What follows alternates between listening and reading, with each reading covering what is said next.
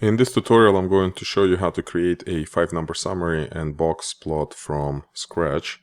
That is from the original raw dataset. And we're gonna do this problem on the left, and we're given a sample of 15, of size 15. And the first step we do is we put data in ascending order. So we're gonna relist all the data, but in order. So 5, 5, 6, 6, 6, 8, 8. We have 11. This might be the hardest step actually. Relisting everything. 11, 12, 12, 13,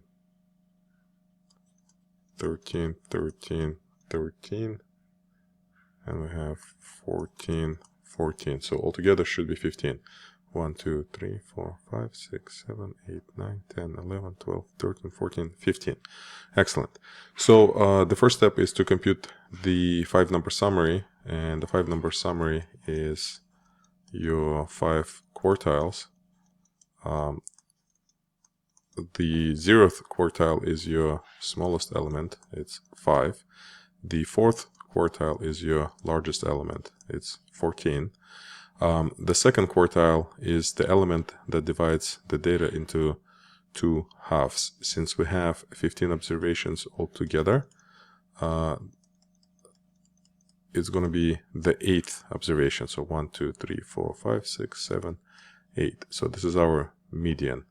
This is our bottom half. This is our upper half. Each half has exactly 7 elements. So median is 11. And now we do the same thing with each half. So in bottom half we have 7 elements, so it's going to be 3 plus 1 plus 3, and the same here, 3 plus 1 plus 3. So the median of the bottom half is 6, the median of the upper half is 13. So Q1 is 6, Q3 is 13. Pretty straightforward. And now we turn this 5-number summary into box plot, or also known as box-and-whiskers diagram. And first, let's create the scale. So 4, 5, 6, 7, 8, 9, 10, 11, 12, 13, 14, 15, 16, and so on.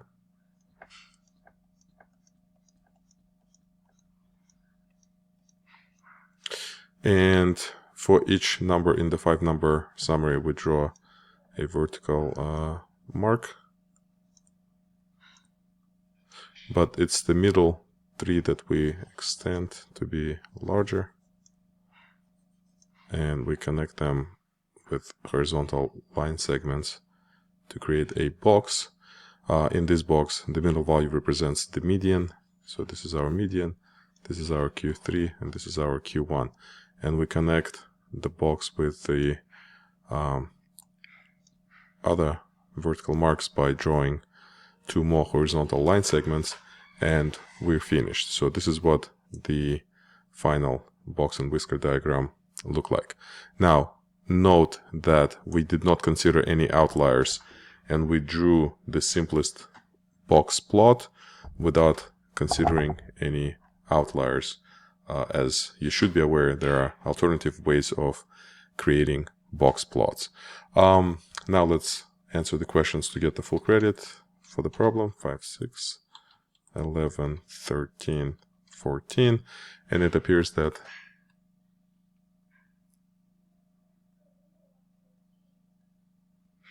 this is the correct box plot. We got full credit.